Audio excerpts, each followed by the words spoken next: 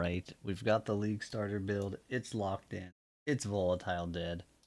POB is more or less done as far as League start endgame setup's gonna look like. There'll probably be some tweaks, whatever, as I play it and get a feel for what we might need in terms of some small and minor adjustments. But this is the build, dude. Volatile Dead of Seething. Instead of consuming 3 corpses per cast like normal Volatile Dead, it consumes 10, but it's also capped at only 10 orbs instead of the normal 60. So if you cast twice really quickly, you're just going to instantly overwrite the 10 orbs you just summoned. Which means it's like, it sounds like initially like it's not as spammable because you're just going to overwrite your orbs and not going to do damage. But it has the exact same amount of corpse explosion damage with 4% of monster corpse life. So we're just going to pretend the orbs don't exist, at least as far as like our single target scaling goes. For mapping, they'll probably still help a bit here and there. But it's going to play closer to just like Detonate Dead. But that gives us a whopping 40% total corpse life per cast if you have 10 corpses at a time. And we can do that either with Desecrate or with Unearth. This POB has Unearth for the endgame setup because it can get a lot more corpse life. It's showing 132,000 right now, which leads to a lot of damage. 10 corpses per cast. We can keep up with the demand because Unearth with totems is going to just spam them lightning quick. And then at the same time, because we're consuming so many corpses per cast, we're going to be hitting the attack and cast speed cap on Corpse Pact. And we're going to be hitting it pretty easily, to be honest. That's like 200% attack and cast speed from this Ascendancy on top of the Chill Shock. It's a Necromancer. Mostly because of that. We get offerings. Because we're getting so much attack and cast speed here, we can go Bone Offering instead of Flesh Offering. It's giving up some movement speed, whatever, but tons of defense. It's actually capped block now on the POB and 56 spell block. The 27 million full DPS. This is just the Volatile Dead corpse explosion damage being multiplied by 10 because it'll always be underneath the mob too. And level 97 tree. We don't have any of the wildwood trees, whatever. That's decently endgame gear. Like, you're not going to have this stuff right away. But honestly, just getting to mapping and early mapping, I'm not too concerned about. I'm not even going to put much planning into. Because as soon as you get the gem, you're just playing a corpse explosion build. Which means you just get resists on rares, life on rares, probably spell suppression on rares. And you should have enough damage just kind of passively by nature of how corpse explosion builds work to, like, with Desecrate even, to carry you nicely into the higher tier maps, into like T16s even. So I'm not too worried about that. But so you can see, like, this is like a typical +2 and then unveil and then multi-mod weapon. We got a life with double damage shield. And then most of the rares have like, I think, like 4 stat rolls on them, a lot of suppression. The helmet is essence crafted for more elemental damage because we actually have our VD in the helmet, not in the body armor.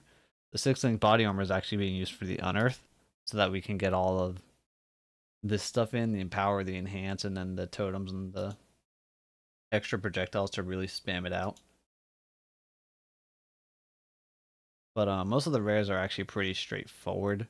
Like, it's Exarch Eater influenced with life and some suppression and res and stuff. And then we have Ashes of the Stars, which honestly out of all of this is probably going to be the one actually kind of hard item to get. Like,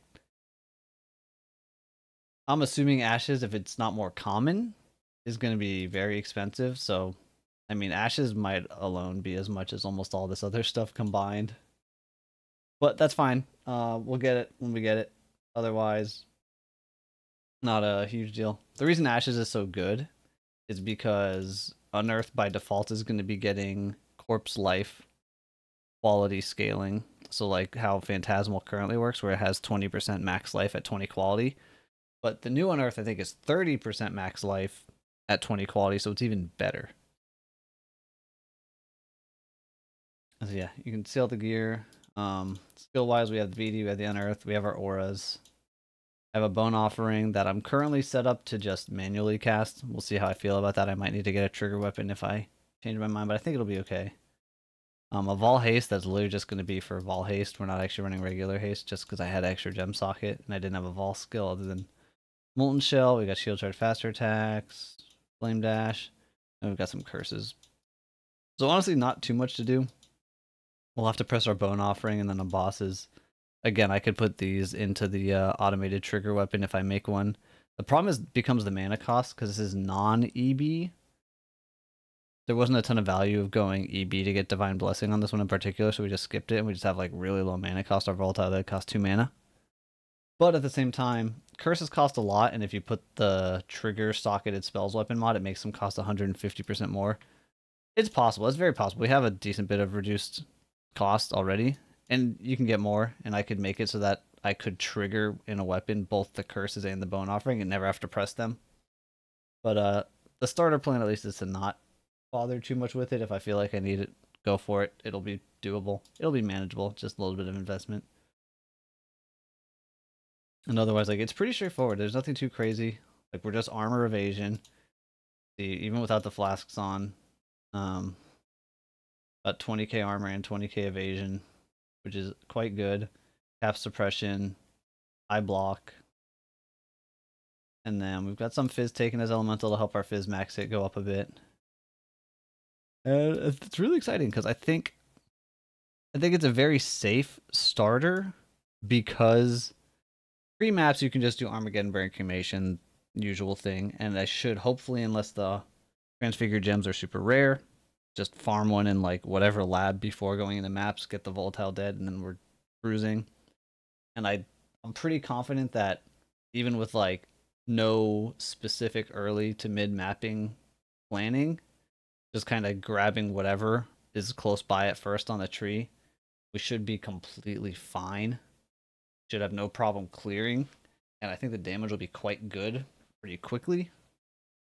And then it's just going to get crazier and crazier as we make our way into replacing like the Desecrate with a juiced up Unearth and all that. And for mapping on this Unearth, it's very possible that like maybe I'll try to get a body armor with white sockets so I can drop these totem supports for just like Spell Echo, faster casting, I don't know, whatever, just self cast it. So it'll be a bit more immediate. We'll see. Or it'll even just be replaced with a Desecrate. But those are all things that we can worry about later. But I'm excited for the starter. The damage is really good. The defenses are more than enough for everything leading up to like, and probably even including at least most Uber bosses. And I don't think anything's too hard to get. There's like nothing super unreasonable in here at all. And it'll be even stronger than this, as most builds obviously will be. We'll probably be grabbing this the